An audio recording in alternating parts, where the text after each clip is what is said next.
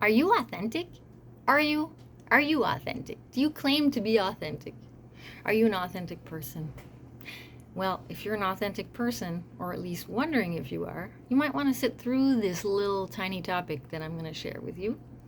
And if you're not so authentic, you might want to skip it because you're probably going to get triggered.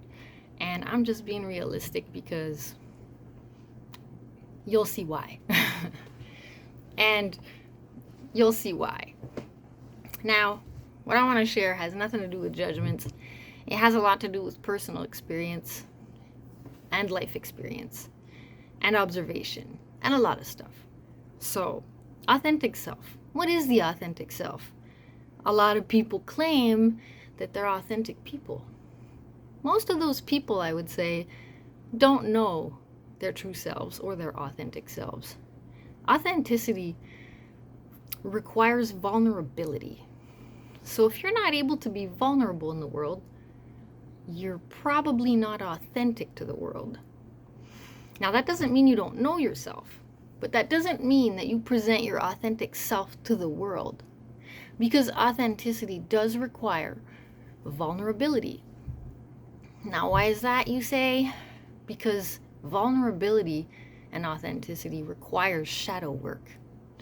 Shadow work means you're going to get to know yourself, the good, the bad, and the ugly. And depending on your level of comfort with that is going to determine your level of authenticity that you share with the world, or the level of how much you're actually vulnerable with the world. How much of the ugly parts of yourself are you really honest about and willing to share with people? Now, disclaimer here, as I mentioned before, we're all human. We're all playing on the same playing field. Nobody gets out of this one. We literally are all in this. All of us. Even me. And there's not a lot that... There really is just a divide between what you're willing to present, what you're willing to not present. And I would say that if you know anything about projection or mirroring, it's very tied to this also. You know, in childhood, we learn these coping mechanisms, and it's pretty much called masking. Everybody masks. It doesn't matter if you're a neurotypical, a neurodivergent. It doesn't matter what your MBTI is. It doesn't matter what your ethnicity is, what your culture is. It doesn't matter. Nothing of that matters. We all learn masking as coping skills. Why do we learn masking? Well, it's because we want to be accepted. We want to feel accepted within society's norms, and that's just perfectly normal.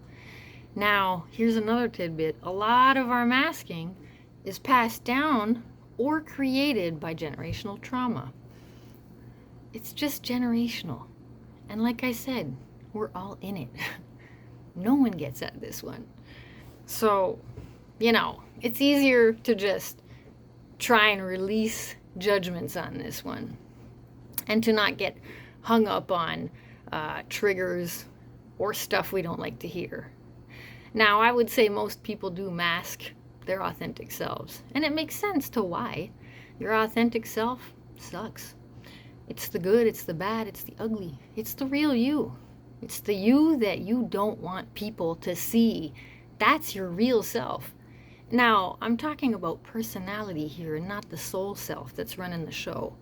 I'm talking about who you are in this incarnation at this present moment. That doesn't mean you didn't drag some shit from other lives, but let's stay on topic here. So what I'm pretty much getting at is most people don't really dive into shadow work. Most people wear that mask throughout their lives. Most people lie to themselves and tell themselves that they're authentic with people. Some people will even use the term or mask of authenticity as a reason or as an excuse to be dicks with people. Some people say, well, I'm just being my real self, but then they'll go and treat people like garbage. That's not quite what it is. Granted, some people are a little bit more authentic. Some people are less authentic. And it's important to understand that essentially we're all the same. But if you really want to get into shadow work and dive deeper into your authentic self that you might not know yet, or that you might be hiding from yourself, or that you might be running from, if you really want to start that process, well, there's one easy way to do it, and it's to observe yourself every time you get triggered by someone. Every time someone does something, and that triggers the piss out of you, or gets an emotional reaction out of you, it'll start generating them thoughts, them judgments kick in, and then the emotions kick in. That is your first red flag, your first flag to the fact that you're projecting onto someone else a part of your shadow that you do not want to look at. Oh, that's not me. That's not me. I don't do that. I don't do that. I don't do that.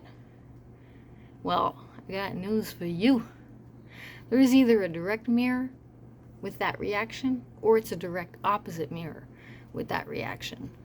And that is the first trigger to seeing a part of your shadow that you might be projecting onto someone else, that you might be fleeing from, that you don't want to see within yourself. I'd say fundamentally, if you look at everything on a societal perspective, this is the biggest fundamental cause of separation, arguments, people not getting along, you name it. This is the biggest factor of people being in disharmony. It's just the fact that they don't know their authentic selves. They're projecting onto other people, and they're creating more division and more separation by reinforcing their positive mask identity so that, they don't have to be flawed like everyone else. Truth is, we're all flawed. No one gets out of it. We're all flawed. Now, here's the catch. If you start doing shadow work, you're not getting out of it. You're going to be in that long haul for the rest of your life. The rest of it. Because once you open Pandora's box, you can't close the lid. And in the beginning, it's hard. It's ugly. It's challenging. You kind of hate yourself a bit. You kind of have a tendency to see everything you do wrong and all that bad shit.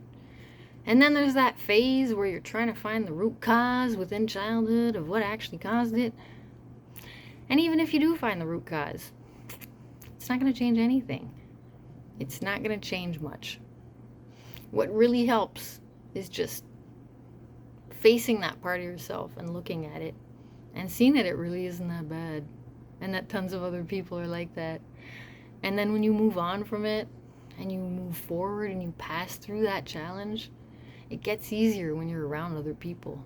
Then you're going to spot those things. They're going to trigger you in a different way. You're going to be like, oh yeah, I remember that. I got that too. It's okay.